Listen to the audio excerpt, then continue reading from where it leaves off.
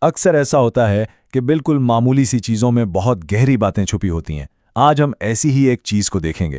یہ ایک پروگرام کا سادہ سا اعلان ہے۔ تو یہ دیکھیے، سامنے ایک بالکل عام سا فلائر ہے کسی کمیونٹی پروگرام کا۔ پہلی نظر میں تو اس میں کچھ خاص نہیں لگ رہا ہے نا؟ لیکن ذرا اس کے لفظوں پر غور کریں تو پتہ چلتا ہے کہ اس کے اندر تو عقیدت، کمیونٹی اور روایت، ان سب کی ایک پوری کہانی چھپی ہے۔ یہ صرف ایک فلائر نہیں، اس سے کہیں زیادہ ہے۔ تو چلیے شروع کرتے ہیں اس کے عنوان سے۔ لکھا ہے جلسہ عظمت غوث اعظم۔ آئیں اس کو تھوڑا بریک ڈاؤن کرتے ہیں کہ ان لفظوں کا آخر مطلب کیا ہے۔ سب سے پہلا لفظ ہے جلسہ۔ جلسے کا مطلب تو سیدھا سادہ ہے، ایک گیدرنگ، لوگوں کا جمع ہونا، ایک اجتماع۔ تو ایک بات تو صاف ہو گئی کہ یہ لوگوں کے ملنے جلنے کا کوئی پروگرام ہے۔ اس کے بعد آتا ہے لفظ عظمت۔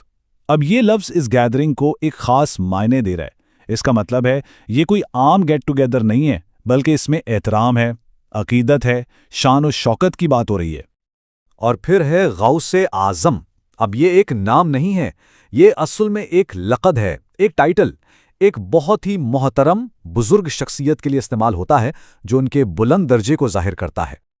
تو اب اگر ہم ان سب کو جوڑ کر دیکھیں، جلسہ، عظمت اور غوث اعظم، تو پوری بات واضح ہو جاتی ہے۔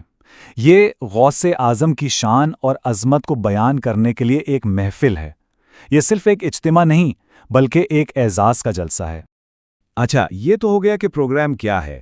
اب دیکھتے ہیں کہ پروگرام میں کون آ رہا ہے، یعنی خصوصی مہمان کون ہیں اس جلسے کے۔ یہاں دیکھیے، دو خصوصی مہمانوں کے نام ہیں، اور ایک چیز فوراً نظر آتی ہے، دونوں ناموں سے پہلے ایک جیسا اعزازی لقب لگا ہوا ہے۔ یہ لقب ہے حضرت علامہ۔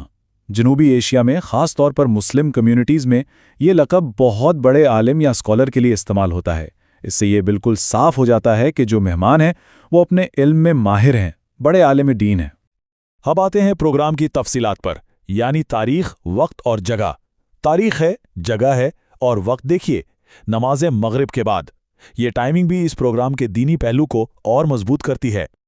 فلائر میں ایک اور چیز بھی لکھی ہے، انشاءاللہ نیاز شریف کا اہتمام کیا جائے گا۔ اب یہ نیاز شریف کیا چیز ہے؟ آئیے اس کو بھی سمجھتے ہیں۔ دیکھیے، نیاز شریف ایک بہت ہی پیاری روایت ہے۔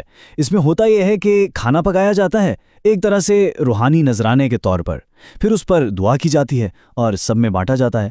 تو اس کا مقصد صرف کھانا کھلانا نہیں، بلکہ اس اجتماعی کھانے کے ذریعے کمیونٹی میں محبت اور اپنائیت بڑھتی ہے، اور یہ عقیدت ظاہر کرنے کا بھی ایک طریقہ ہے۔ تو دیکھا، ایک معمولی سے فلائر نے ہمیں کتنی چیزیں بتا دیں۔ ایک تاریخی شخصیت کے لیے عقیدت، دینی اسکالرز کے لیے عزت، لوگوں کے اکٹھا ہونے کی اہمیت، اور پھر سب کے ساتھ مل کر برکت والا کھانا کھانے کی روایت۔ یہ سب ایک چھوٹے سے کاغذ کے ٹکڑے میں چھپا تھا۔ اور یہی بات تو سب سے دلچسپ ہے کہ ہمارے آس پاس کی عام سی چیزوں میں کتنے گہرے مطلب پوشیدہ ہوتے ہیں۔